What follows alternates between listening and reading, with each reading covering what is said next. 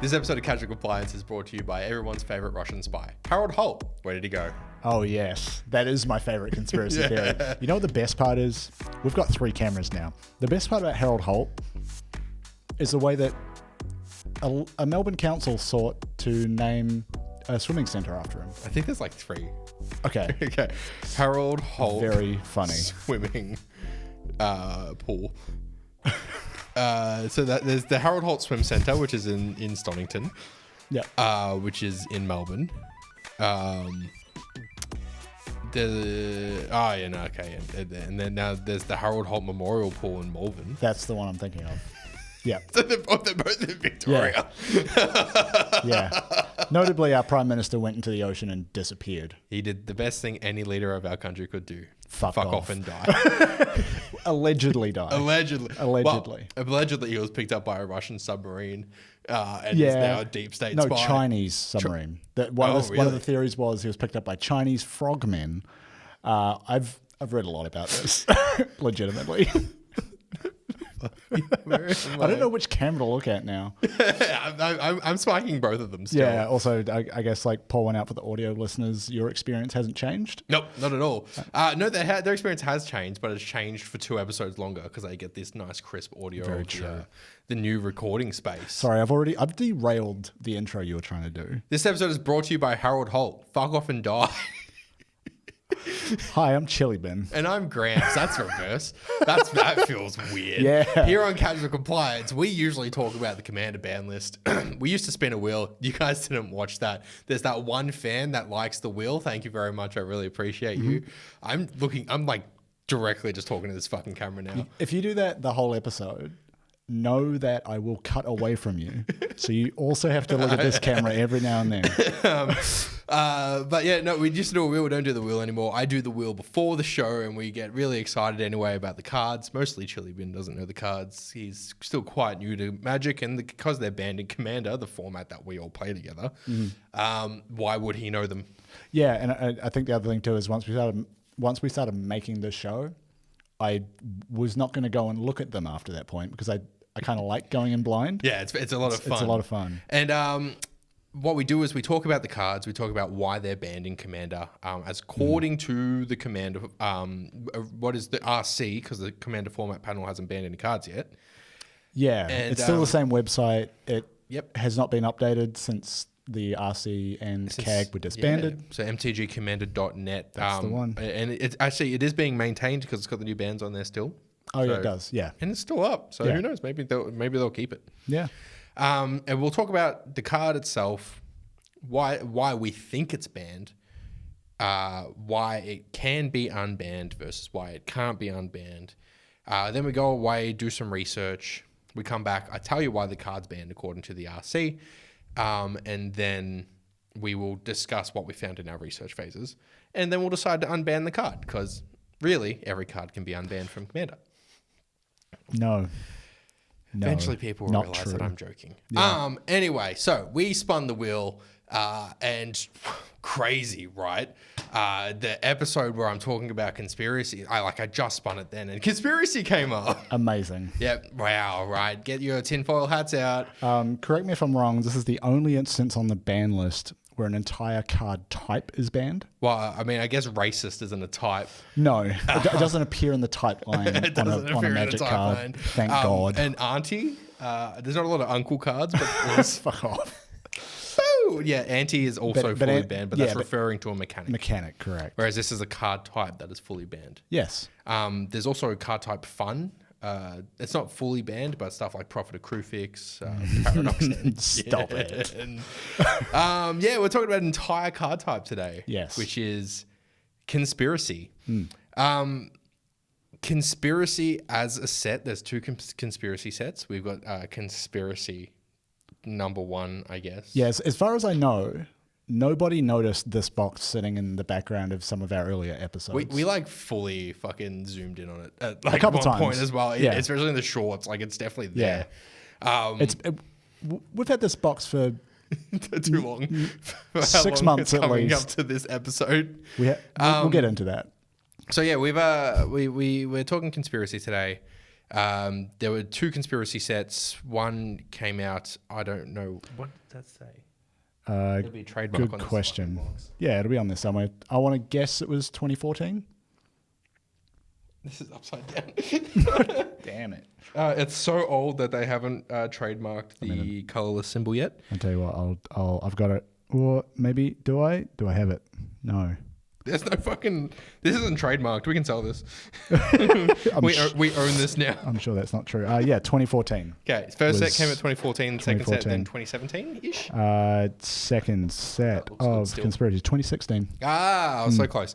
And conspiracy, the first conspiracy to come out, like Commander was already out by then. Yes. But I guess off the back of the popularity of a format with a command zone, they were like, let's make a limited environment that is similar-ish to Commander. It's draftable. It's basically what, in my impression of Magic design, it's what Commander Battle of Baldur's Gate was, like a conspiracy follow-on. It's a Commander draft. Okay. Because Conspiracy was originally a Commander draft. It has a command zone where you put the conspiracy type cards in. Yeah, I think this was also the first multiplayer draft set that Wizards ever made. Yes. Yeah, which is super interesting. And it was fun for us because we did a draft over the holiday break. Yeah, we were with this box. We were very, because this was also, this conspiracy, this came out 4 years before Battle Bond as well, which is really interesting. But we were very lucky to gather a whole bunch of people, content creators, Magic creators, and just friends of ours, where we went out to a pub on the weekend after Christmas. It was like the Boxing Day test was still going. Yeah, and I got to watch that and not pay attention to any of the Magic that we were playing. I think nothing summarizes Australian summer Magic the Gathering than that. Going to a pub, having some beers, playing some Magic, cricket on the big screen, getting free chips because the people that were there were like so stoked that we're just playing Magic. And like I think someone walked past was like, "You guys playing Magic?" and like was working at the food vendor. Yeah. Shout out to you, Mr. Charlie's employee. We appreciate you. That camera. That camera can't see you. So we got to play. We did a full draft. Of Conspiracy. Yep. Then we played we actually had the opportunity to play a 4-person pod and a 3-person pod because it wasn't just made for 1v1, v1, v1. It wasn't made just for 4-person pods. It was made for 7 to 8. Yeah, it was like do a full 8-player draft. Yeah. And then 3 to 4 player games. Yes. And we because we did a 7-player draft. Yeah. It was fine. Yeah. It didn't feel any different, really. It was still very silly, still very fun. Yeah. And then at the very end, we played a 7-person pod. It was goofy. It was chaos. And because this was like the first draftable set designed for multiplayer, this is like you saw a lot of cards that said each opponent, each player, those sorts of effects that we're so used to now in Commander. Very used to. There were some wild effects popping off. Absolutely. And there was some, and we did actually get to see a decent amount of conspiracy cards. Yeah. I don't think we got any mythic ones. But no. We did get to see some cool cards and the things that they can do. Yeah. I have put my deck list into Moxfield. I'll have it in the description on this video. And I forgot to put mine together. I had 5 conspiracies. Yeah, I had 2, and both of them were ones that in my very first upkeep, I made a 1/1. That's right. Yeah, I made a 1/1 defender. Yeah. And I had both. So I would start the game with 2 chumps. Yeah. Yeah. Didn't help me. No. I was playing Grixis. It was bad. But yeah, no, we had a great time. I asked everyone at the end what the consensus was, and we'll tell you that after later in the video. after later on in the video. But we're not going to go through every single conspiracy type card today. No. We'll put a link down in the bottom under the video in the description. No matter where you are, you should be able to figure this out. Exactly, especially even on Spoofy. I know you're driving at the moment, but just get your phone out. No one cares. Just hey, I've maybe this will help. Hey Siri, search Scryfall for card type conspiracy. I'm like panicking, like, oh shit. I'm like, what is my watch going to do? Fuck, that's good. And then the next one, hey Alexa, be Siri. So yeah, we what we're going to do. I don't know. I've pulled about 5 cards aside from the conspiracy set that I really like. That I think. Yeah, would be so I haven't fun. done that. So I think like research for this episode will be me picking a few I want to talk about because I haven't done that with homework. But I think maybe it's worth like kind of explaining how the conspiracies work because I don't think we actually did that. Yep. So during the draft, this is also one of those sets where there are cards that affect the draft itself, which I'd never played with before. So there were things like, I don't remember the exact name of it and I'll pull it up later, but it was something like, if you draft this card, take the whole pack that you're looking at right now. Oh, yeah. I don't remember the exact wording, but that was the effect. It was like, if you are past a pack or you open a pack and you're like, damn, this thing is full of heat. And there was, I would say, 1 or 2 packs that I looked at where I wish I'd taken that. And yeah, you could just go, all right, I'm taking this whole pack. And I think you were then like out of that draft round. And so you just like skip the rest of that whole pack. And then there were ones that were like draft it face up and then you could, or it was draft it face down, or basically you would reveal it in some way and say like, I'm activating this ability during the draft to either look at a pack that has been opened and is waiting for someone to pick it up and take a card from it, or open an unopened pack and have a look at, like, just look at it, just get information. Yeah, and so you not even do anything with it. Yeah. You're just seeing what cards are in that pack. But I think like... I drafted one of those. Yeah. And I used it to look at one of the booster packs that wasn't even being used. I looked at one of the prize booster packs. Yeah, okay. But I like, putting the conspiracy cards aside, we'll get to those for sure. This was just one of the most interesting and fun draft environments I've ever done. Like, I don't draft a lot because I find the pressure it puts on me not something I've worked out how to be comfortable with yet. Like sealed, I feel a lot more comfortable with because it's not like I'm not trying to keep all this information in my head about what's come around and what I'm looking for. It's like, oh, I've just got my 6 packs. I'll just open those. That's my like space of possibility to work within. But this, because it was like people were revealing stuff face up that messed with the draft and like opening packs that weren't even in rotation yet, like the draft itself became a lot more fun. And I think with that group, we were never going to have a sweaty draft. Yeah. But there wasn't even the idea that it could be. It was just like, someone might just do something weird in a minute. With Ed there. Yeah, but then then everybody targets Ed, and like that kind of balances it out. But yeah, so the conspiracy card type, every pack in conspiracy contains one. The way there's 2 types. You've got like conspiracy, just regular conspiracy, and then you've got ones that have the keyword hidden agenda. All conspiracy cards, you put them in your command zone. They are outside of your deck. They don't count towards your deck limit. You can have any number of them. Any number of them. In the command zone. None of them are legendary, so you can't have multiple. Not that matters because they're not on the battlefield. Yeah. So they just like, it's basically eminence. Like they sit in the command zone and they do something. The difference with hidden agenda cards is that you start the game with it face down in the command zone and you secretly name a card because all of them care about that card name. So I had a couple of hidden agendas that I had like 2 of because I had 6 of one creature and 3 of another. And I made them do some weird stuff. Yeah. And like, of course, commanders are simple format, so like they just wouldn't work there. We'll get to some of the conspiracy cards that would work and would be broken as fuck. Yeah. But in a draft environment like this, where it's like, I ended up with 6 of one creature, and then I had a bunch of stuff that cared about creatures with that name, and it worked really well. It was a lot of fun. But that's kind of how conspiracies work, is you just kind of have them sitting there, potentially doing stuff every turn.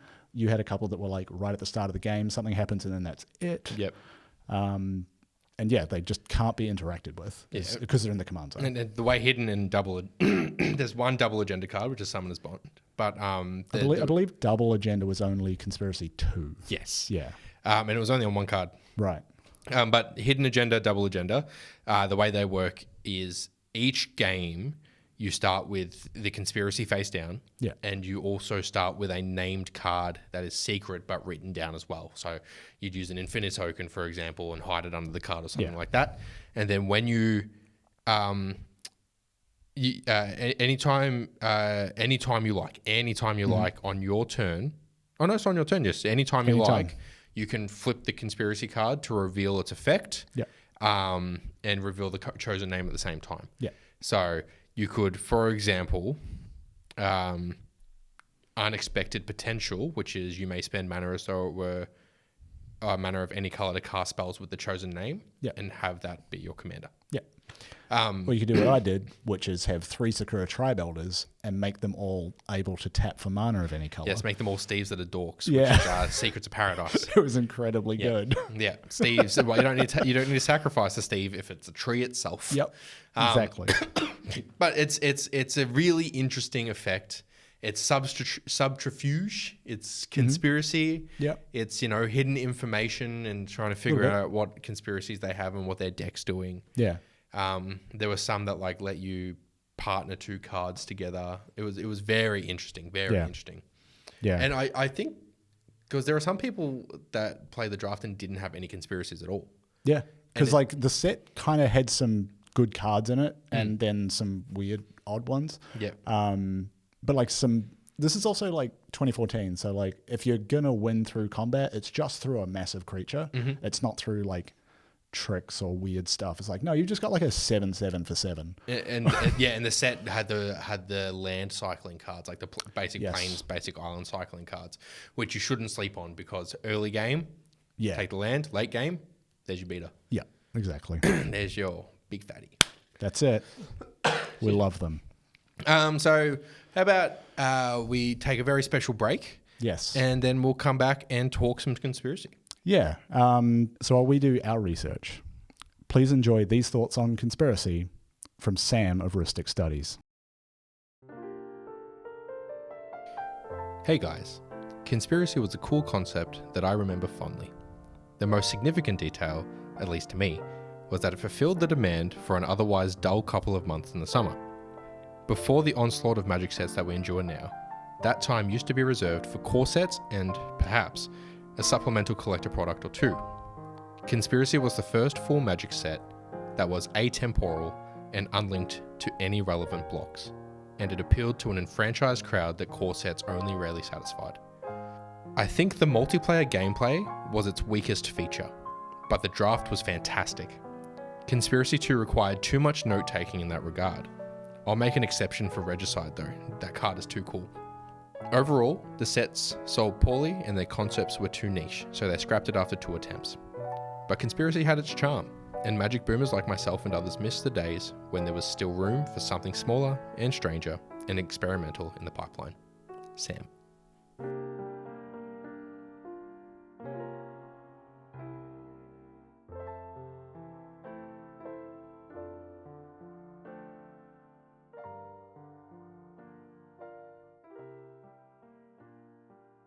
Welcome back. Hey. We've been talking conspiracy. We have. If you have any thoughts, feelings, opinions on conspiracy, you should let us know over at Blue Sky, Casual Compliance whatever their fucking thing is. Bsky.social. Blue Sky, Casual Compliance. You look it up. It's fine. Yeah. You can also let us know via email, casualcompliance@gmail.com. Or you can let us know in the comments, time code it, just to help me. I don't remember. I don't remember what I said. When we leave this room, I fucking don't remember recording. It's a hyperbolic time chamber in here. Basically. We've been in here for 16 years. We spent 1 minute out there. Yeah. And I'm already Super Saiyan 50.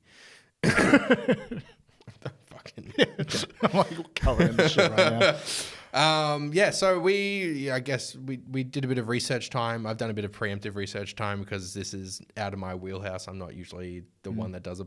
Reddit couldn't help me. No. With this one, and I figured I haven't even tried. I just figured Reddit wouldn't be able to help me. So, I've pulled aside some cards that I think would be really fun in Commander and should be unbanned. Mr. Bin, I've gone the other way. Yeah, of course you have. I wonder how many cards have you pulled aside? Let me see.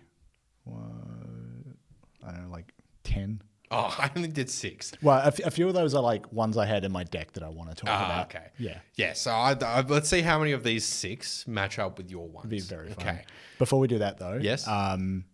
The message from Sam did mention a card called Regicide. I Yes. did just want to read that out because I don't think we wouldn't have seen it in our draft because it's from Conspiracy 2. Yeah. Sorry, Conspiracy : Take the Crown.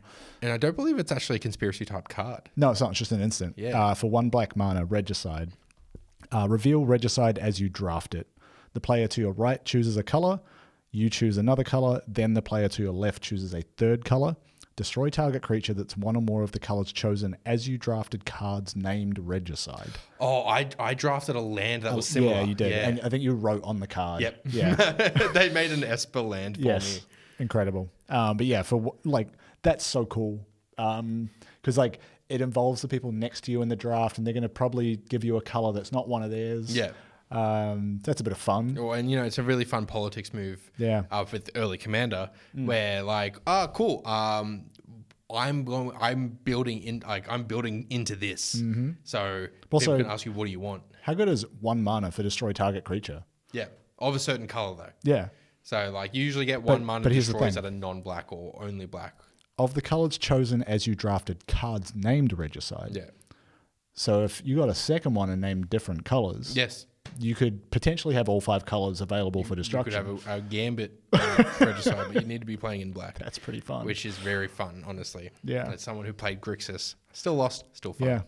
So I'm going to talk to you about the first card that I think would be really fun to be legal. Now, this is from the original Conspiracy, so Conspiracy 1. Mm-hmm. The fun begins. Start this game with the Conspiracy face up in the command zone. I think all of the ones I've chosen say that. So Yeah. Well, it's freely available information. All the hidden agenda ones are about basically only work if you have multiple cards with the same name. Yeah. Not a thing in Commander. Persistent petition. Yeah, sure. Okay. Rats. Yeah, you do your hair apparent. Okay, so maybe hidden agenda would be broken. Yes, it would for some. Okay, I need to pull up some more cards. So World Knit, which is a rare conspiracy type. I also have. It's on the list. Yeah. I think this episode might go long. Let's be nice and quick with our arguments to inform this one. I think this would be really fun because it basically forces you to fully mulligan 7 times, so you have no cards in your hand when you start the game. And so what it reads is, as long as every card in your pool started the game in your library or in the command zone, lands you control have tap, add 1 mana of any color to your mana pool. Yep. So it puts you behind in terms of card advantage, but great for any Wooburg deck or any deck in general. Yeah. But it's a massive downplay. Yeah, any deck with a challenging mana base, mulligan to 0 and then hope like hell it works out from there. It's an insane strategy, but making all your lands tap for anything, pretty good tech. The other thing as well is I don't really, because I could be misinterpreting that as well, because it sounds like they have to be in your library, the card pool. They can't. So the way this is intended in terms of conspiracy is that you're doing a draft of 3 packs. Yeah. Which is 15 cards each. It wants you to play with all 75 cards that you draft. Right. Is how this is meant to work. Yeah, I think that is actually... So I don't know if it has to do with actually... I think you can actually have a hand, but I don't know. Yeah. I'm trying to quickly read the notes on it to see if it That's what I've been doing as well. Yeah. I think... in my interpretation of how this card works, I can't have a hand. Yeah. Because it has to be in the library, even though you're drawing from your library. So that is your card pool. But I think the way to make it work in Commander is you have no hand. Yeah. You start with no hand, tap for any color. Yeah, I guess. Yep. I don't think that puts you in a very fun position. No, not at all. It's basically a free fucking prismatic omen. Yeah. Or Leyline of the Guild pack without even needing to play it. Yeah. That's a shit card. And it's also, because it's in the command zone, yeah, no one can touch it. Yep. Yep. And that's where it stays. Shit. Okay. My next card that I chose, Hymn of the Wilds. I also have Hymn of the Wilds. It's a from Conspiracy 2. It's a mythic.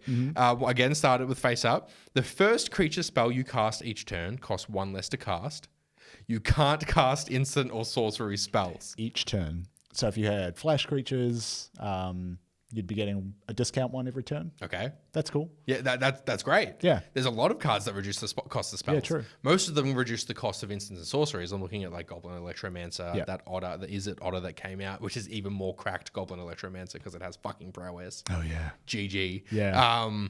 But the cost reductions for creatures isn't as common as spell cost reduction. You even see things like cost reductions. It's like Convoke basically is one of the biggest ones. Sure.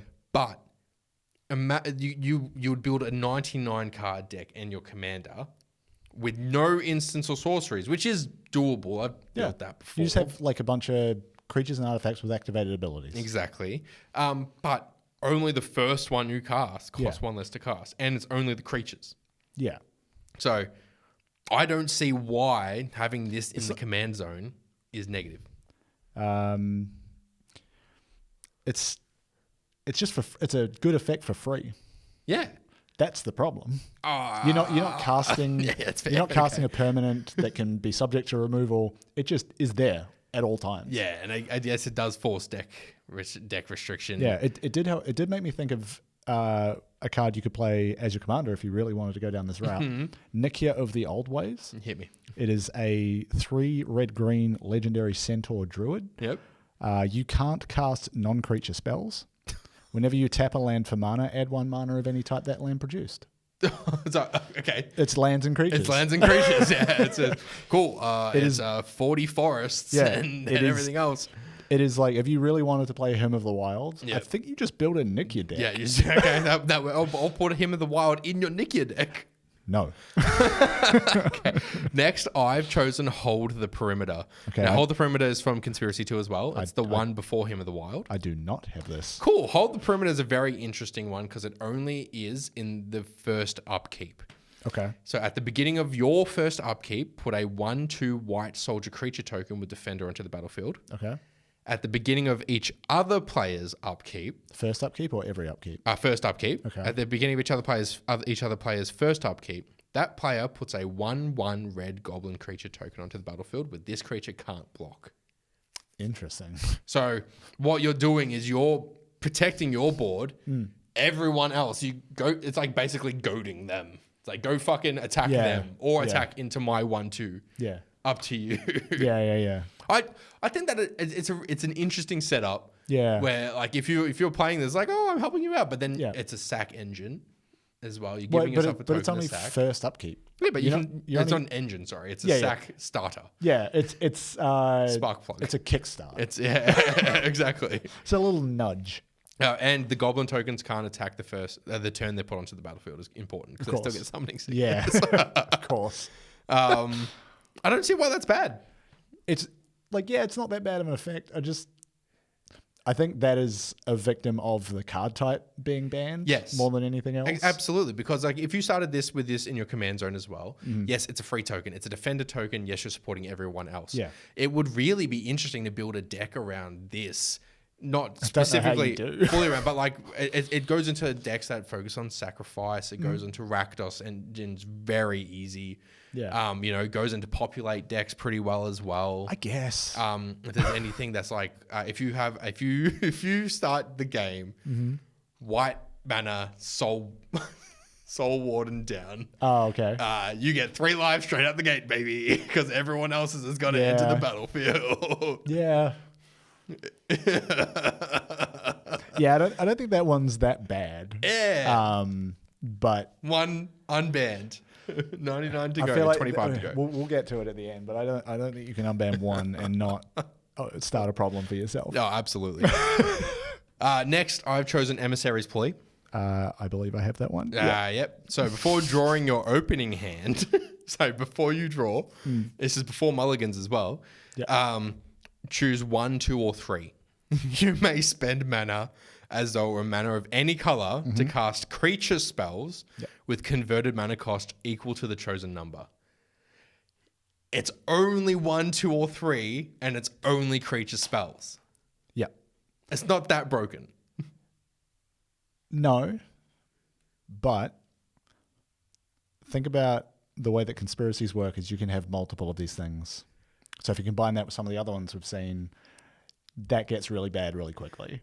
Because also you're building your deck, you're in Commander, you got what, 99 cards. Probably if you're doing this, you're probably running a higher creature count to get the most out of it. Probably like 35 creatures. You'd be running Hymn of the Wild as well. You would try and hit them all roughly the same mana cost of 1, 2, or 3. And that because this one makes me think of the fucking companion cards where it's that one. It's like, oh, everything has to be 3 CMC or whatever the fuck it is. Everything has to have an even mana cost or whatever. Yeah, those exactly. Those and that feels also, like that. If you name 2 and then someone's running that card, or it's like, oh, you can only cast spells that are odd numbered. It's like, oh, fuck me then, I guess. That like is both sides of the coin of like, it makes your deck really powerful, but also it's entirely too easy to just shut the entire thing off. So I tangent for a second here, thinking of bannable cards that should be fucking banned. Yeah. There were 5 Silent Arbiters. It was crazy. In our fucking pod. And Silent Arbiter is I'm going to bring it up so I don't get it wrong, but it's the artifact. It's like a 4-cost artifact. Artifact creature that says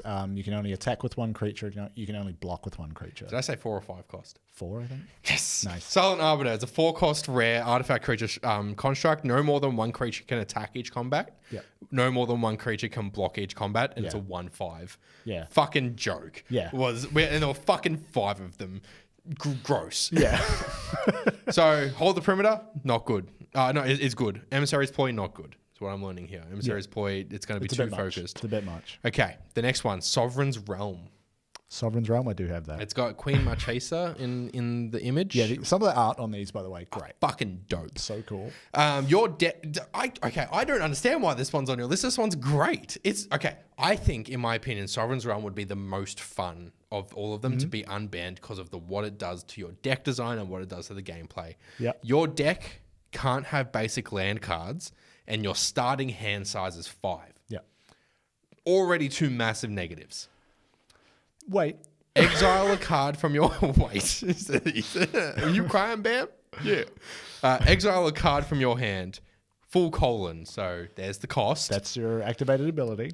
This turn, you may play basic land cards from outside the game. So you have an infinite mana base. No. Yes. Yes. No, you don't, because you have to exile a card. Well, yeah. Okay, not infinite, sure. Bam. But, hey, you and I both know there are ways to get things back from exile. Don't give me that. Also, it's worse than that. It's way worse than that. Yeah. Because and then basic lands you control have tap, add 1 mana of any color to your mana pool. Yeah.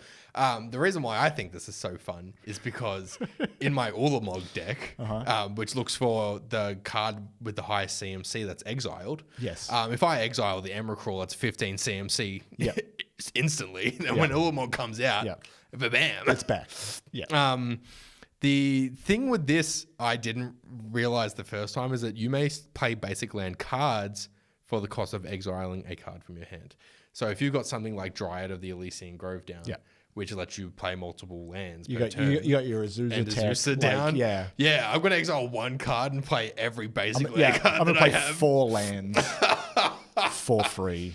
And also, it also changes the deck building of your deck. No, you would just turn up with have one of your big boxes full of lands. No, yeah, that. But also, like, you would have 99 cards. None of them lands. You wouldn't even do non-basic lands. You don't need to. Everything is a bayou. Yeah. That would be so much fun. Because you'd have to exile. It adds depth. Look at go to Cozy Magic Club, watch their fucking video where we do PowerPoint presentations. You'll see the Gramps mulligan where I talk about exiling cards. Right. That edit does me so dirty. It's so funny. It's like no reaction to my presentation, then cut straight to Chelsea. It's so good. I have not seen it yet. It will either Cannot be out wait. before this or it won't. We'll see. So Sovereign's Realm, Yep. what's wrong with it? I mean, that second ability. Exile the card. And like for the rest of the turn, you can just play lands from outside the game. And technically there's no sideboard and there's no wish board. Yes. But there is from outside the game still. Yeah. I'm pretty sure. Like if you were to make this legal in Commander, you would have to accept that people are just bringing a box of lands with this deck. I have 30,000 lands. When we do drafts now, people are legally required to take the fucking lands with them. Yeah. I don't want them. Yeah. I think that's just like, it also removes some of the like challenge of building a deck is like trying to get the mana base right, especially if you're past 2 colors. It's part of the problem to I solve. think that increases the challenge of the deck because you got to put 90. Like I find lands the nicest fucking part of building the deck. Hang on. How many people do you know have cut lands to put heaters into their deck? Idiots. This would just enable that. Yeah, I'm okay with it. I'm cutting all my lands. No. I started a design philosophy about 3 weeks ago. No, 3 weeks ago, about 3 months ago, 4 months ago, which was I'm going to put 40 lands in my deck straight out the gate, and then I'm only going to remove 2. Yeah. I'm going to have a minimum of 38 lands, because turns out the more mana you have, the more you can play Magic. Yeah, the last couple of decks I've built are at like 37, 38 lands. And fuck does it make it reliable. I'm having so much more fun. I get to play stuff in the I'm first few playing turns. Magic. It's so good. Aloro, mind you, has 33 lands, and I rarely play anything in that deck. Yeah. Okay. Sovereign's Realm bad. Last one I have is weight advantage. I also have that. Yeah, okay. Weight advantage is each creature You could twirl. assigns combat damage equal to its toughness rather than its power. All right, now read it like a big boy. Each creature you control assigns combat damage equal to its toughness rather than its power. Each creature you control assigns combat damage equal to its toughness rather than its power. It's a rare from Conspiracy 2 as well, because all of the electric boogaloo cards are just more fun apparently. Yeah. Ancient Lumberknot, Arcadius the Strategist, Assault Formation, Bolden Sentry Herdmaster, Bedrock Tortoise, Belligerent Brontodon, Bill the Pony, Doran the Siege Tower, on and on and on and on. This is on 17 other cards. The assigning combat damage according to toughness. Yeah. Yeah. That's not a problem. Oh, okay. No, but the problem is that effect, as we understand it, is on a card that can be removed from the battlefield. And costs. Well, here's the thing. Usually creatures that have greater toughness than power, especially ones with 0 power, as someone who just built a deck that does this with walls in it, are very cheap to cast. Like you get a 1-cost 0/4. That's a 1-cost 4/4 with this. And that is now an effect in the command zone you cannot remove. I'm looking at the average cost for this ability. And it looks like the average cost for this ability is 3 to 4. Yeah, with the occasional for the 2 ability cost. itself, but the creatures that it enables to become a problem are very cheap. Very cheap. Yes. Yeah. But so we've got a 4-cost ability on a 0-cost card that can't be removed. Yeah. In a very cheap deck of wolves. Yeah. In Foundations, there's Aegis Turtle, 1 blue mana for a 0/5 vanilla creature. Okay, but hear me out. We're just making Duskmourn. What do you mean? The walls are attacking. Yeah. I hate myself. Yeah. But yeah, no, so weight. Okay, so what I'm learning is weight advantage also banned. Yeah. Okay. Yeah, I think so. What else have you? So of those, what did we get? We got only 1 wasn't on the list. So 5 of mine. Yeah, like Hymn of the Wilds, I think is fine. Right? Is that the one I said? I don't remember. No, Hymn of the Wild's not fine. It was hold the perimeter, which is the the one I don't have up. Yeah.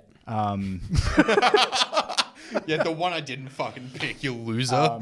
So I'm gonna start actually by going through what I built out of my draft pool. So this is a deck that I called Selvala's Steve Forces because I had he's a fucking Selvala. Yeah, so I had 6 of a card named Selvala's Enforcer, which is 3 and a green for a 2/2 elf warrior that says when it enters, each player reveals the top card of their library. For each non-land revealed, put a +1 counter on Selvala's Enforcer, then everyone draws. So I had 6 of those.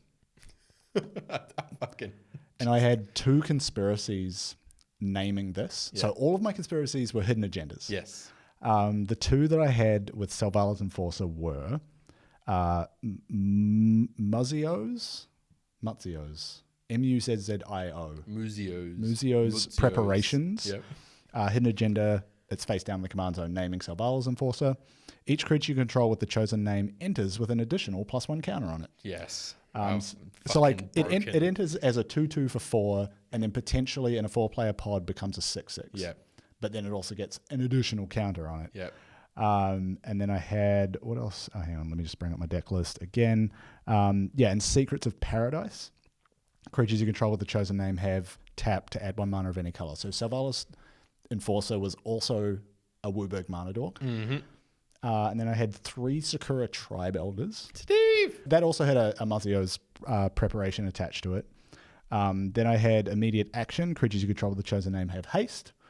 And then I also have a Secrets of Paradise for Steve to make him a mana dork. So, So Steve, by the way, is a 1 green Yes. Creature that is when you sacrifice it, which is ideally what it's used for.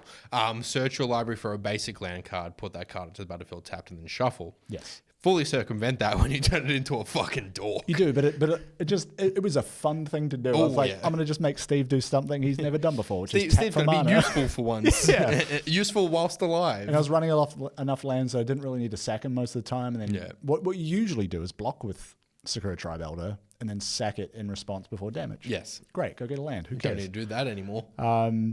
So yeah, I was almost mono green. It's the rampiest ramp deck to ever ramp. It was crazy. Yeah, had like 3 spore cap spiders, which is 2 and a green for a 1/5 spider with reach, just in case. Just in Yeah. case. And other than that, it was just like, I'm going to get a bunch of Selvalas and Forces out. They're going to get big when they enter for cheap. And we were in that 7-player game, and I'm doing a parlay effect. Crazy. Huge. Parlays was so much fun. Ed had a few of those. It was great. The voting.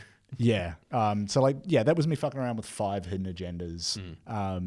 So yeah, like thinking again about things like Heir Apparent, Relentless Rats is the any number? Yeah, I think so. Persistent Petitioners, like you imagine having hidden agendas in play of like, oh yeah, I've got 30 Heir Apparents. They all have haste with this hidden agenda. They all tap for mana of any color, and they all enter with a +1 counter. I forgot how bad Relentless Rats is. Yeah. It's worse than any sliver. Yeah.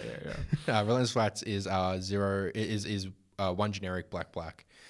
It gets +1/+1 for each other creature on the battlefield with the same name. Yeah. A deck can have any number of cards named Relentless Rats. Yeah. And it's a 2/2 to start with. So some other conspiracies that we saw come up that like are kind of interesting. Backup plan: draw an additional hand of 7 cards as the game begins. Before taking mulligans, shuffle all but one of your hands into your library. Didn't you fucking have that? No, Tom did. Oh, Tom did, yes. So you basically draw 2 hands out.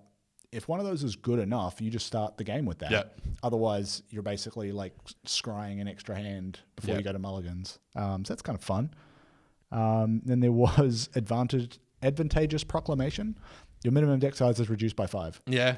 Like that's good for a draft environment, I guess. I drafted one of those, didn't use it. Yeah, and this is like taking me back to playing Slay the Spire, where like one of the best strategies is get your deck small. The least amount because of you're decks. cycling shit cards out in of your it. deck. So if you were playing like a bunch of graveyard recursion, like reducing your minimum deck size, reducing the size of your deck below 40, you can make things a little bit more predictable in terms of what you'll hit.